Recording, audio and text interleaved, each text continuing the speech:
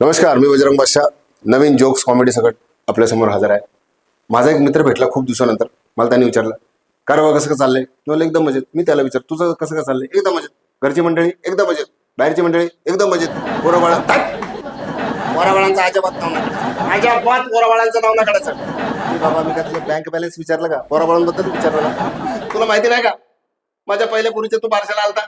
अरे पहिली पेटी धनकी पेटी, पुढे काय परत पोरगी झाली, मग प्रयत्न कसला होतोय, मग परत प्रयत्न कसला होतोय, परत प्रयत्न. ए बाबा, प्रयत्न करशील, प्रयत्न करून करून पार काय पोरींचा पूर आणशील का? आता तरी तुझे प्रयत्न बंद आहेत का? नाही, माझ्याकडून बंद आहेत. मग बाहेरून चालू आहे काय? नाही, आमच्या बाबाला बाबा राहतात, त्यांच्या आशीर्वादाने बऱ्याचशा लोकांना पुत्र प्राप्त झाले. म्हणजे अंधश्रद्धा.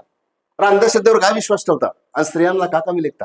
महाराष्ट्राच्या आराध्य दैवत छत्रपती शिवाजी महाराजांना जन्म देणाऱ्या जन्मदाता जिजाऊ माता या देखील एक स्त्री होत्या. इंग्रजांशी वाघासारख्या लढणाऱ्या झाशीच्या राणी लक्ष्मीबाई या देखील एक स्त्री होत्या. आणि स्त्रियांच्या शिक्षणाचा पहिला पाया रचणाऱ्या माता सावित्रीबाई फुले या देखील एक स्त्री होत्या.